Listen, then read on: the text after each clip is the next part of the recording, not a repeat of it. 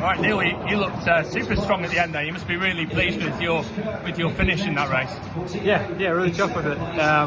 Josh made it hard, and I had to hang and bide my time, and punch that last 150 hard. But I'm really glad of what I had left, because it was a hard, tough run race from the front. But that way. What was the best thing, actually winning the race or breaking the British record? I guess I've got to say breaking the British record this time. It's the first time I've done that. I've tried a number of times. In fact, the best story probably about today is that this time last year I put the word out on social media. I remember last year that I was going to get after the British record, which at the time was 3:34, and I didn't come very well off the travel. I was jet lagged, what have you. I ran, I think, 3:48 when I was going after the British record. So this time I said nothing. Quietly went out about my business, and yeah, the result was different this time. Broke the better British record of 3:32 this time. And you qualify for the World Indoors next year as well in Glasgow by running here? Yeah, that was a big part of it. So I'd already raced twice in the World Indoor Tour in Boston and New York, and this was another 1,500 metres that was part of that series.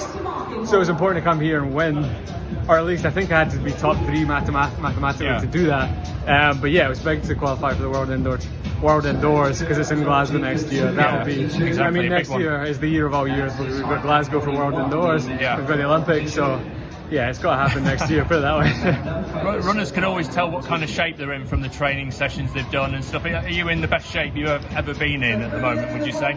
Yeah, I wouldn't say the sessions are a million miles better than they were last year, but the work I've done this past 3 months has just been so consistent. I've barely missed a day, and yeah, just putting it together every single week. And the other difference being we've just been working on the strength side of things a lot more. This winter we're training a bit more like a 5k kind of athlete, so it's really validating to see that. Slightly higher mileage, or it's just a bit both. Slightly higher mileage, but more the quality of the sessions themselves. It's not nothing rocket science. It might be doing like a 7-mile tempo instead of a 5-mile tempo. Longer reps, longer hills, tempo runs. Longer hills, yeah. And also training with people that are more the 5k type has helped as well. Just people redefining what's good in certain workouts has been really helpful too. Yeah, and you're with Under Armour. How long have you been with them now? About a year now. I signed last January. Okay. Obviously the shoes are doing the business. Absolutely, can't complain. No, Under Armour in the time that I've been with them have come on a ways from where they were when I joined. It's amazing actually the progress they've made, because they've really invested in it. They could have just kind of walked away from it and said, well, these brands are already so far ahead, but they doubled down and they invested a huge amount of money and time in getting good footwear, and the road shoes have really come on a ways, and the track shoes, the middle distance spikes, I wouldn't run anything else, to be honest. And the European Indoor Champs, what's your hopes there now? Yeah, to make the podium, surely. Yeah, to be on the podium. I mean, I need to be doing that. I've been talking about winning a major championship for a while now. I haven't done it yet, so I need to go out there and do that. That's at least the first goal. I also definitely want to challenge for the win. I mean, it's going to be incredibly challenging because of who's in Europe at the moment.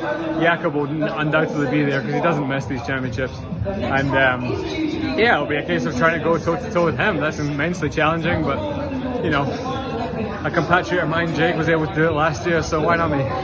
Exactly, and you're in condition that you're able to run fast times, and you've got a really good sprint finish, so you should be good whether it's a fast or slow race, I would have thought.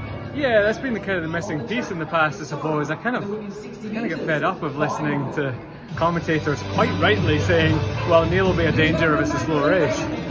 I want to be dangerous if it's slow or fast. I want to be dangerous in any race. Yeah. So that's the main thing we've been trying to change this year, because races aren't going slow in major champs anymore. They're not going slow.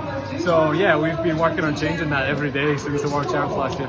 Yeah, you're right. It's very rare to see any of these championship races drift into the 340 odd range. It just doesn't happen. It's one of those things. Especially with Ingebrigtsen in the race. Yeah, I mean, it's Jakob, it's Stu McSwain, it's Tim Cherry, it's Kipsang, it's a bunch of guys that all like to race the same way, so you're never going to have a slow race now. Yeah. Excellent. Thanks very much.